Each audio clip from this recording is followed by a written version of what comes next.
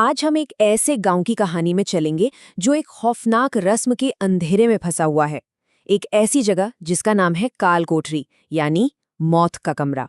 आज हम इसी कहानी के दिल में उतरेंगे जहां दहशत और राज एक दूसरे से लिपटे हुए हैं।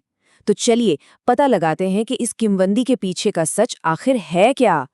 इस सारी दहशत के बीचों बीच खड़ी है रतनपुर गांव की वो पुरानी हवेली। हो सकता है देखने में ये बस एक और खंडहर लगे, लेकिन गांव वालों के लिए ये उनके सबसे बुरे सपनों का जीता जागता सबूत है। सुनने में आता है कि रात के सन्नाटे में इसकी दीवारों से चीखें गूंजती हैं। तो कहानी का पहला हिस्सा हमें दिखाता है गांव के इस गहरे राज को, और वो घंटी जो अपने साथ सिर्फ दहशत लेकर आती है। ये सब हम एक बाहरी इंसान की नजरों से देखते हैं जो पहली बार इस गांव के अजीब और डरावने सच का गवाह बनता है। चलिए एक पल के लिए उस काल कोठरी के अंदर झांकते हैं। दीवारें खरोचों से भरी पड़ी हैं। ऐसा लगता है जैसे किसी ने अपनी पूरी ताकत लगाकर यहाँ से निकलने की कोशिश की हो। और सोचिए, बीच में एक लड़की को कैद किया हुआ है जिसकी आंखों में सिवाय मौत के डर के और कुछ नहीं है। दीवार पर बना हर एक निशान किसी की अधूरी चीख की कहानी कहता है। और फिर उस भयानक रात का अंत होता है एक अकेली, दिल दहला देने वाली चीख के साथ। एक ऐसी आवाज जो रात के सन्नाटे को चीर कर रख देती है, और उसके बाद बस मौत जैसा सन्नाटा। यही कहानी में एंट्री होती है आदित्य और जानवी की। शहर से आई जानवी अपनी आंखों पर यकीन नहीं कर पाती। होता यह है कि जैसे ही शाम की घंटी बजती है ना, पूरे गांव में एक अजीब सी दहशत फैल जाती है। दुकानें धड़ाधड़ बंद, लोग खुद को घरों में कैद कर लेते हैं। और ठीक उसी वक्त जानवी वो खौफनाक मंजर देखती है। एक औरत को उसके बालों से पकड़कर उस काल कोठरी की तरफ घसीटा जा रहा है, और कोई भी उसे बचाने के लिए एक कदम तक आगे नहीं बढ़ाता। अब ऐसा कुछ देखने के बाद किसी के भी दिमाग में एक ही सवाल आएगा, है ना, कि आखिर उस बंद दरवाजे के पीछे होता क्या है।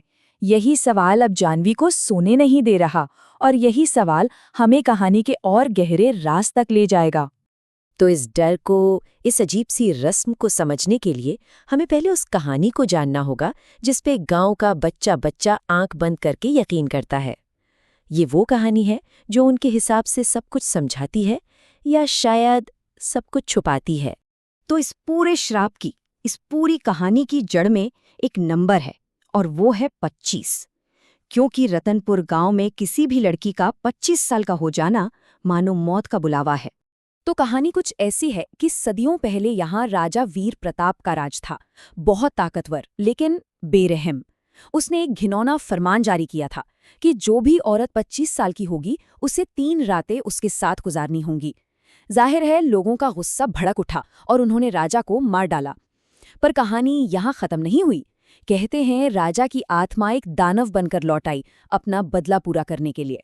तो सवाल ये उठता है कि लोग आज भी उसके हुक्म को क्यों मानते हैं? सिर्फ और सिर्फ डर की वजह से।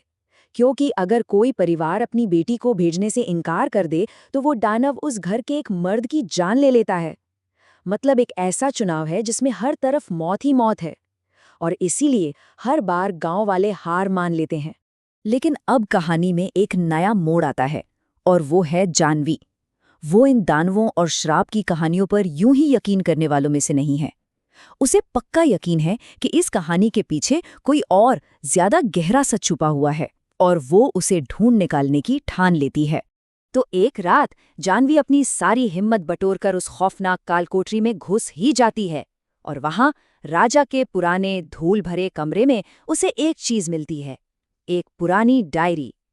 एक ऐसी डायरी जो इस गांव के सबसे बड़े झूठ का पर्दाफाश करने वाली थी। और यहीं आकर कहानी पूरी तरह से पलट जाती है। वो झूठ जिस पर पूरा गांव यकीन करता आया था वो ये था कि राजा एक अयाश दरिंदा था जो मरने के बाद दानव बन गया। लेकिन सच तो इससे बिल्कुल अलग था। राजा ने अपने राज्य को बचाने के लिए एक असली दानव से सौदा किया था। मतलब असली दुश्मन राजा कभी था ही नहीं, बल्कि वो दानव था। उस डायरी से पता चलता है कि ये राजा की हवस नहीं बल्कि उसकी लाचारी थी जिसने इस श्राप को जन्म दिया। उसका राज्य दुश्मनों से हार रहा था, और अपने लोगों को बचाने के लिए उसने एक दानव से मदद मांगी, और उस मदद की कीमत बहुत बहुत भयानक थी। और ठीक इसी खुलासे के बाद कहानी में टेंशन एकदम बढ़ जाती है, क्योंकि जानवी अब 25 साल की हो चुकी है और उस रात गांव की वो मनहूस घंटी उसी के लिए बजती है। सोचिए, जो सच की खोज में निकली थी, अब वो खुद ही अगला शिकार बनने वाली थी। तो अब कहानी अपने क्लाइमैक्स पर पहुंच चुकी है। सच का पता तो चल गया, पर सिर्फ जानना काफी नहीं था। अब एक्शन का वक्त था। जानवी को अब सिर्फ सच को समझना नहीं था, बल्कि उसे एक हथियार की तरह इस्तेमाल करके लड़ना था। तो जैसे ही जानवी को कालकोठरी में फेंका जाता है, उसका सामना होता है असली दानव से। वो कोई भूत या आत्मा नहीं था, बल्कि हाड़ मांस का एक भयानक राक्षस था, जिसकी एक दहाड़ किसी की भी रूह कंपा दे। लेकिन जानवी डरी हुई तो थी, पर उसके पास एक हथियार भी था। वो था राजा की डायरी में लिखा उसका आखिरी प्लान। एक ऐसा प्लान जो सदियों से अपने मौके का इंतजार कर रहा था। प्लान ये था, पहला, राजा की तस्वीर के पीछे गुप्त जगह है। दूसरा, वहां से पवित्र राख से भरा एक कलश निकालना है। और सबसे जरूरी बात, तीसरा, उसे सिर्फ 25 साल की कोई लड़की ही उस दानव पर फेंक सकती है। और बिल्कुल वैसा ही हुआ। ठीक उस पल जब दानव जानवी पर झपटने ही वाला था, उसने वो पवित्र राख उसकी तरफ उछाल दी। और जैसे ही वो राख उसे छूती है, दानव दर्द से चीखता है और जानवी की आंखों के ठीक सामने उसका वो विशाल शरीर तड़प तड़प कर राख में बदल जाता है। तो दानव के अंत के साथ सब कुछ बदल गया। जिस राजा वीर प्रताप को सदियों से एक विलन समझा जा रहा था, उसे आखिरकार एक हीरो का सम्मान मिला। पछतावे से भरे गांव वालों ने उसकी मूर्ति बनवाई और गांव उस श्राप से हमेशा हमेशा के लिए आजाद हो गया।